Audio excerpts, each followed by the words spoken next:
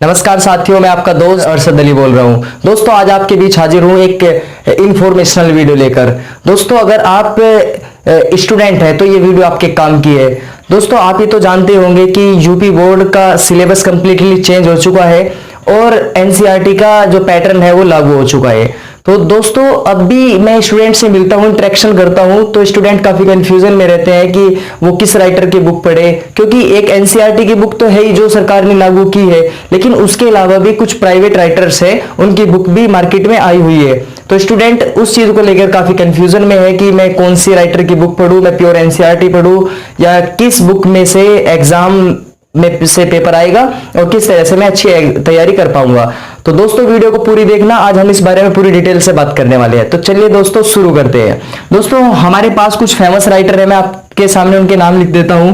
जैसे कि हम सबसे अच्छे राइटर जो अब चल रहे हैं वो अजय कुमार अग्रवाल है। अजय कुमार अग्रवाल, हो सकता है आपने इनकी बुक पढ़ी होगी। फिर सेकंड नंबर पे मैं नाम ले लेता हूं मधुर गुप्ता का। तीसरे नंबर पे धर्मेंद्र बिश्नोई, आपने नाम सुना होगा।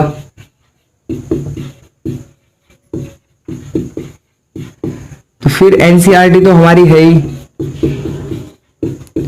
दोस्तों, ये 3-4 मैंने कुछ ऐसे नाम लिखे हैं जो फेमस है और यूपी बोर्ड के बच्चे इनको सालों से पढ़ते आ रहे हैं, 30-30, 40-40 सालों से, बल्कि ये बड़े फेमस राइटर है। दोस्तों, मैं आपको जो सलाह या सुझाव देना चाहूंगा, जहां तक कि मेरी पर्सनल राय है, आपको मैं प्रीफर करूंगा, आपको मैं रिकमेंड करूंगा कि आप एनसीईआरटी की बुक पढ़े, क्योंकि पिछले 4-5 सालों से मैं एनसीईआरटी की बुक पढ़ा रहा हूं। और जो बोर्ड एग्जाम का पेपर होता है, जैसे कि सीबीएसई बोर्ड के जो स्टूडेंट हैं, जो कि सेंट्रल बोर्ड है, उसके बच्चे एनसीईआरटी की जो बुक है उनको प्राथमिकता देते हैं। दोस्तों, मेरे पास आज ये एनसीईआरटी की और मधुर गुप्ता की बुक है, मैं आपको ये दिखा सकता हूं। तो हम आगे बात करेंगे। देखिए दोस्तों, ये मेरे पास 2 बुक है। ये उत्तर प्रदेश राज्य हेतु, ये इस पे कोड डला हुआ है, होलोग्राम है, गणित कक्षा 12 के लिए पाठ्य पुस्तक भाग 1। दोस्तों, ये पहला भाग है एनसीईआरटी का, जो कि सरकार द्वारा निर्धारित बुक है। और ये हमारे पास इसका सेकंड पार्ट है, गणित, ये इस पे भी कोड डला हुआ है, कक्षा 12 के लिए पाठ्य पुस्तक भाग 2। दोस्तों, इतनी इजी बुक है, इतनी बेहतरीन बुक है, अगर आप इसको पढ़ते हैं तो मैं गारंटी दे सकता हूं कि 95+ आप इसी में से स्कोर अच्छा कर सकते हैं। और दोस्तों, एक बड़ा कंफ्यूजन मैं आपको बताऊं कि कुछ स्टूडेंट क्या बोलते हैं कि सर ये 2 बुक है, बहुत छोटी छोटी बुक है और बहुत सिलेबस का मेन्यू, तो क्या इतने कम सिलेबस में एग्जाम में से जो पेपर है, जो बोर्ड पेपर बनाएगा, वो आ जाएगा क्या? कि तो मैं आपको यही कहना चाहूंगा, डियर स्टूडेंट, आप ये मत देखिए कि बुक छोटी है, आप ये देखिए कि मटेरियल क्या है इन बुक में। और बड़ी अंडरस्टैंडेबल बुक है और हाई लेवल के क्वेश्चन है। देखिए, मैं आपको क्यों एनसीईआरटी के बारे में बताना चाहता हूं। आप किसी करियर काउंसलर से मिलना, किसी जो करियर को अच्छा सुझाव या सलाह देता हो, आपके करियर की बात करता हो, तो और मान लो अधिकतर स्टूडेंट का क्या सपना होता है, आईएएस बनना, आईपीएस बनना या किसी भी अच्छे कॉम्पिटिटिव एग्जाम की तैयारी करना। जो करियर काउंसलर होते हैं वो भी सलाह देते हैं कि आपको एनसीईआरटी की बुक पढ़नी चाहिए और एनसीईआरटी की बुक आपका आधार है। आप एक काम कीजिए, पहले एनसीईआरटी की बुक कंप्लीट कर लीजिए। मैं आपको ये नहीं कहता कि आपको अजय कुमार अग्रवाल नहीं पढ़ना चाहिए या मधुर गुप्ता या धर्मेंद्र बिश्नोई नहीं पढ़ना चाहिए, बहुत अच्छे राइटर है, बल्कि मैं तो कई सालों से इन्हें पढ़ाता आ रहा हूं। एनसीईआरटी की बुक तो अब की बार लागू हुई, वैसे सीबीएसई के बच्चे पढ़ते थे एनसीईआरटी की बुक, लेकिन आप एक काम कीजिए, आप एनसीईआरटी की बुक को पढ़िए। एनसीईआरटी की बुक एक बेस है, आपको पता लगेगा कि एग्जाम में क्वेश्चन कैसे आते हैं। अगर आप एनसीईआरटी से बेस्ड क्वेश्चन पढ़ते हैं या उससे जो एग्जांपल्स है वो निकालते हैं, तो मैं गारंटी लेता हूं इस बात की, एक भी क्वेश्चन अलग नहीं आ सकता है। और अगर आपके पास टाइम है, वक्त मिलता है आपको, तो आप अजय कुमार अग्रवाल, धर्मेंद्र बिश्नोई या मधुर गुप्ता में से कोई भी एक निकाल सकते हैं। दोस्तों, मेरे पास एक बुक ये भी है मधुर गुप्ता, मैं आपको ये भी दिखा देता हूं। ये हमारे पास नूतन प्रकाशन, ये नगीन प्रकाशन है, और गणित कक्षा 12 मधुर गुप्ता, ये राइटर का नाम लिखा हुआ है, कुछ इस तरह का इसका डिजाइन है। ये दोस्तों मधुर गुप्ता की बुक है और ये सिर्फ एक ही बुक है, इसके 2 पार्ट नहीं है। जैसे एनसीईआरटी में फर्स्ट और सेकंड पार्ट है ना, तो इसमें एक ही पार्ट है। दोस्तों, हम बात कर रहे थे इन राइटर्स के मैथ की। तो दोस्तों, मैं आपको रिकमेंड करना चाहूंगा, I will be strongly recommend you कि आप एनसीईआरटी की प्योर बुक पढ़े, जो उत्तर प्रदेश राज्य हेतु जिस बुक पे लिखा हुआ है। देखिए जो मार्केट में राइटर्स है उन्होंने भी अपनी बुक पे लिखा हुआ है कि उत्तर प्रदेश राज्य हेतु और एनसीईआरटी पाठ्यक्रम पर आधारित। दोस्तों वो जो बुक है ना, ये अजय कुमार अग्रवाल की हुई, मधुर गुप्ता की या धर्मेंद्र बिश्नोई की, इस तरह की बुक है, या जो ये राइटर्स है इन्होंने भी अपनी बुक पे लिखा हुआ है कि एनसीईआरटी पाठ्यक्रम पर आधारित। दोस्तों ये एनसीईआरटी पाठ्यक्रम पर आधारित बुक है, और जो ये बुक है इनमें एनसीईआरटी के क्वेश्चन है, लेकिन आपको मतलब होना चाहिए सिर्फ पहले कोर्स कंप्लीट करने से। अगर आपका एक बार कोर्स कंप्लीट हो गया तो आप बेसिक चीजों को समझ जाएंगे।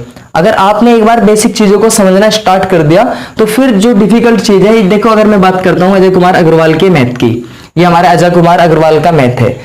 अजय कुमार अग्रवाल का मैथ बहुत विस्तृत है। आपने सीबीएसई बोर्ड के स्टूडेंट से मुलाकात करी होगी, बातचीत करी होगी, तो उनमें एक मैथ होता है आरडी शर्मा, एक मैथ होता है आरडी शर्मा।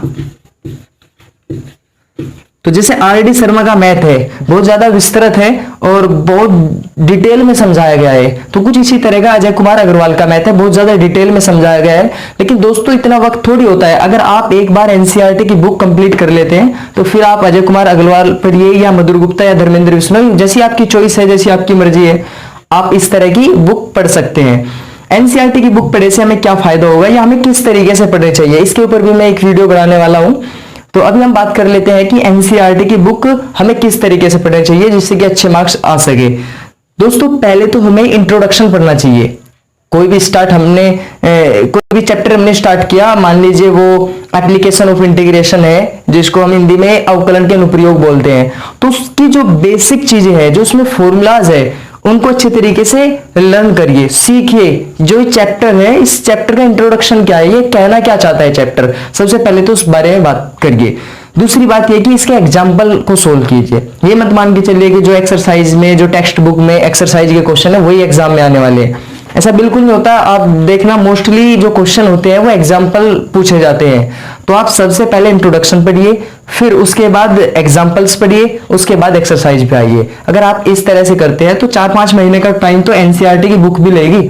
और अगर 4-5 महीने आप इस तरीके से करते हैं, फिर डीपली जाके और 1-2 बार रिपीट करते हैं कोर्स को, और अगर आपके पास फिर भी वक्त बचता है तो आप इन राइटर की चॉइस कर सकते हैं। वो आपको बेनिफिट जरूर मिलेगा, क्योंकि पढ़ाई तो कभी बेकार नहीं होती, आप कितने भी राइटर पढ़ सकते हैं।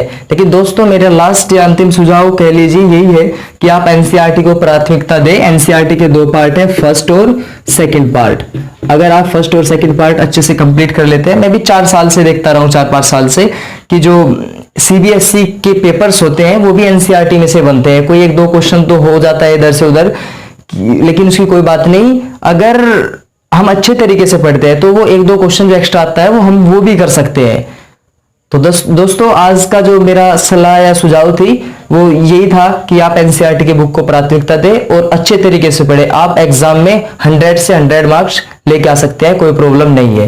दोस्तों ये इन्फॉर्मेशन मुझे लगता था कि आपको देनी चाहिए, और अगर आपके काम की इन्फॉर्मेशन हो, ये आपको ये इन्फॉर्मेशन इस वीडियो में अच्छी लगी हो तो इस वीडियो को लाइक जरूर करना, हो सके तो शेयर भी कर देना अपने दोस्तों के साथ। हो सकता है आपके दोस्तों को ना पता हो। और दोस्तों मैं कहना चाहूंगा, अगर आप हमारे चैनल पर पहली बार आए हो तो इस चैनल को सब्सक्राइब कर देना। आप सभी का प्रेम पूर्वक बहुत बहुत धन्यवाद।